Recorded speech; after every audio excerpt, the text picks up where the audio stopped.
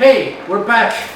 Today I wanted to talk about something from my book on visualizing the fretboard. You'll find it on Amazon. You'll find the link in the description box. But I got an email from someone who bought the book, thank you so very much, who mentioned something that was not very clear in the book, which is very strange to me because usually I'm very clear and deliberate in my words. So what I basically found out is that the publisher, the editor, changed my words significantly to the point where it was no longer clear. So if you have my books, which I don't own, be aware that maybe it's not the words that I actually used. So in the official release of the book, there's a part where I talk about chords and arpeggios, or as my friend Stefan Rembo calls it, ice shapes and liquid shapes. So ice shape is basically the chord shape like this. Liquid is. So I talk about that in the book. And so the guy was quite confused because it wasn't well explained in the book. Because the editor changed my words. But it's a really good book. I suggest you check it out. But I want to talk about this.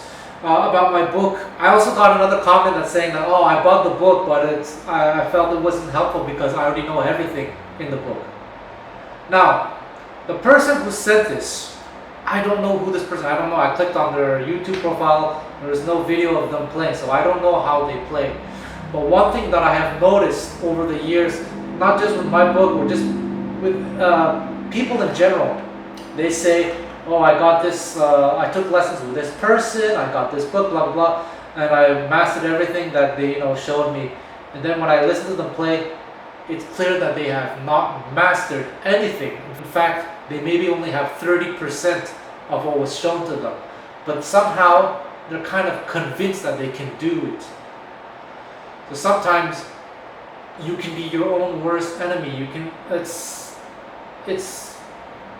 actually not very uncommon to be delusional in that way. We call that a Dunning-Kruger effect. So I don't know if that's the case for that person. I really don't know, because I don't know how they play, but I've witnessed it quite a lot of times. So basically, I'm going to make a video about addressing the ice and the liquid shape, but also whether the book could be useful to you or not. If I tell you, take a song like What Is This Thing Called Love, and make a chord melody on the spot, would you be able to do it? If so, then maybe you don't need the book. It's true. Now, being able to do a chord melody on the spot doesn't mean it has to be a fancy chord melody like Martin Taylor. It can be something like this.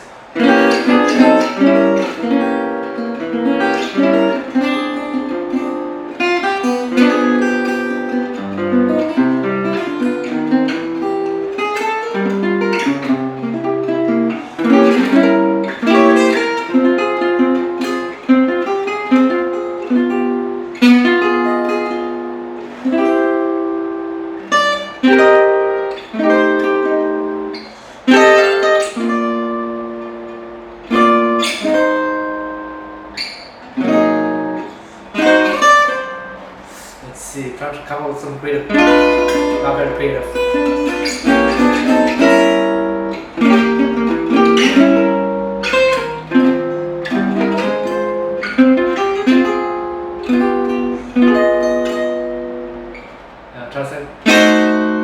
I was just trying to be creative there. Now if you can do this on the spot like I just did here, this was not complicated at all. Okay, then maybe you don't take as many songs as you can. Hey Jude by the Beatles.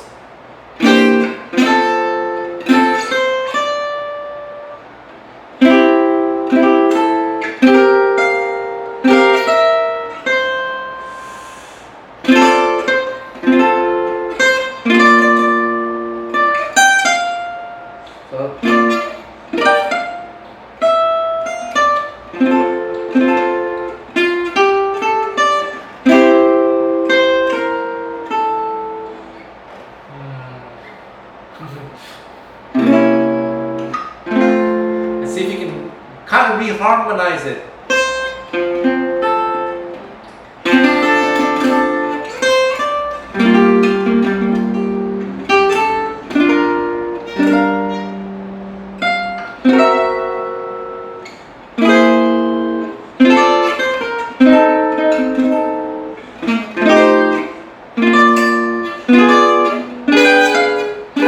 New harmony.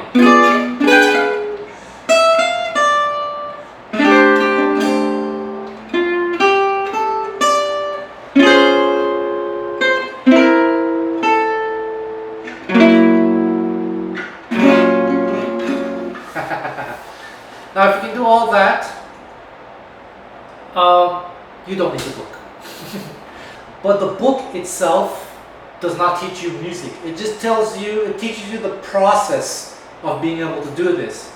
So even though it's addressed to jazz players, it applies to any style of music. It's about connecting your ears to the instrument, connecting the melody to the harmony to the melody, so that everything is as one. And the way you use the book, it's to create the habit, the lifestyle change in order to be able to do this. But you have to apply it to actual music as soon as possible. It's about making it so that the music is really just part of you beyond the theoretical. For example, if you learn a phrase like last week, I think it was last week, I showed you this video I showed you this phrase over B7 that Django played.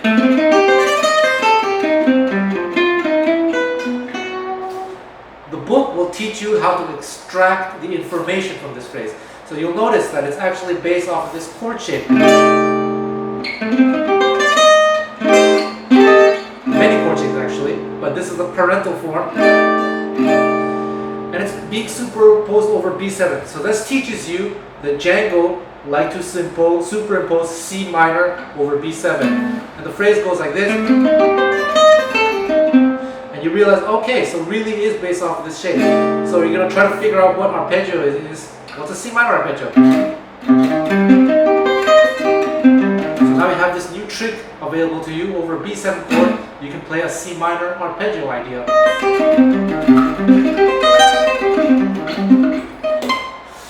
And then there's the 6th added. And there's also the 9th added. So you can create something new. And then at the end you have this. Just this. Over E7, E minor. So it's an E minor with a 9th. So over E minor you have this color. Or this. I'm working on the book, you're going to discover so many new shapes. Because in the book I say that you should start with triads before adding anything else. So the triad is here. But here you have the 9th. To have the 9th, you'll have to, to have the 3rd, you have to have it here. So you've invented a new chord. And you just experiment, see, okay, you have this is the 3rd, this is the 5th, and here's the 9th. What if I did this? What if I did this? It's about taking just one note and moving them around to achieve different results. It's very organic in that way. So to come back to chords, if you play a song like Autumn Leaves, it can be.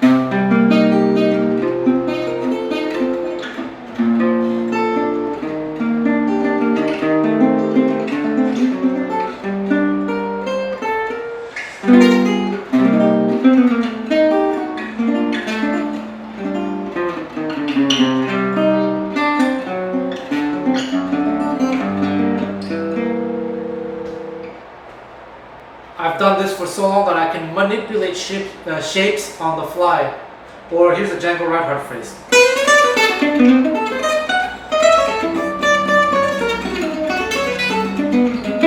Just take that. It's over a D chord. So you extract, what shape is this from? It's from this D shape. We have a D major arpeggio. But the phrase goes like this. So there's already this connection.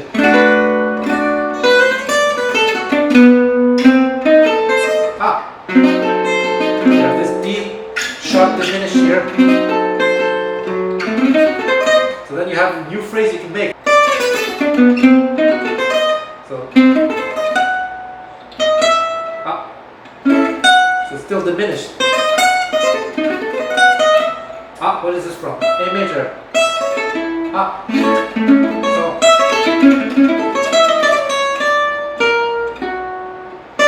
You have this new shape,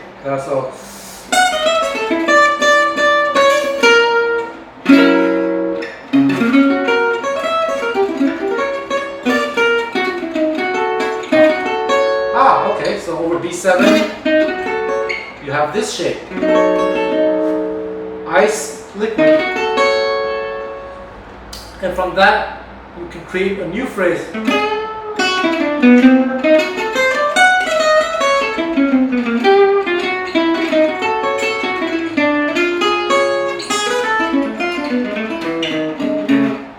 That's the purpose of the book. You have to understand the fundamental building blocks of harmony.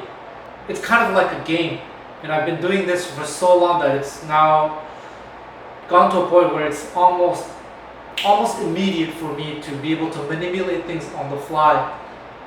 So if you take a song like I don't know, what's this? Black Orpheus. Do, dee, dee, dee.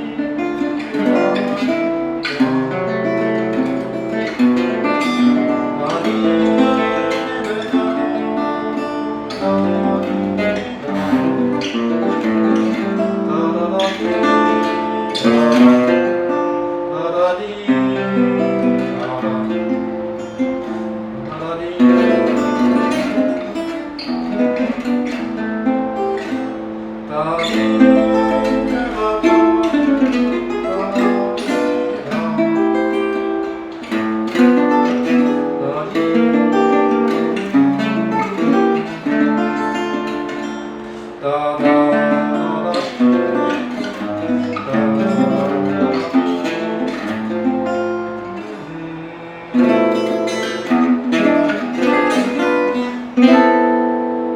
This is the result of that training from the book. It teaches you to be very sensitive to the melody when accompanying. So that song that you heard at the beginning is called Moscow Windows. It's a Russian thing, and Daniel were just talking about how we should harmonize it because it can be played a number of ways if you know the melody. And I decided to go for the one that I did, which was like this.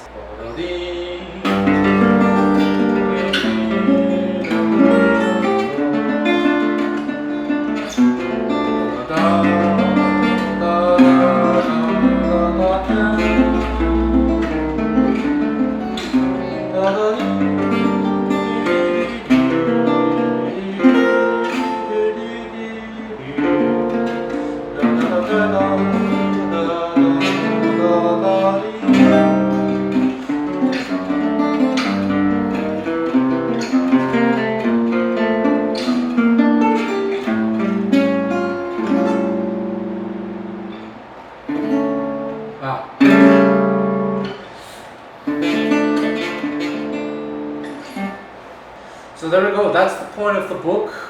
It's actually simple information on the surface, but to absorb this, so that it's part of you, will require quite a lot of work. And it's actually, I say in the book, it's something that you never master. You can only get better, you can only get faster and faster at it. And it's a habit that I've had for quite a long time, and if you really want to, I guess, reach that higher level, I highly recommend that you have this ability. It's an ability that every good player has. How you reach that level doesn't really matter, but in the book I've kind of simplified the steps for you. So if you follow them correctly, you should be able to achieve that within a year. Not master the material, but be able to start to get a feel for it. But again, I repeat myself, the book doesn't teach music.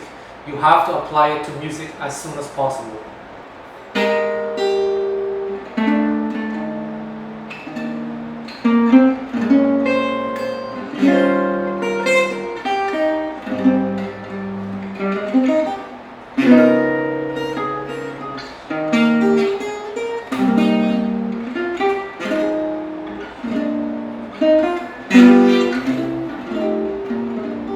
That was one of the first recordings I think that Evel Garner did. He did this kind of turnaround. Check out music and then learn the music this way. The melody, the harmony, put them together, be able to extract the grammar, the harmony from the melody, be able to extract melodies from the harmony, etc. That is the way.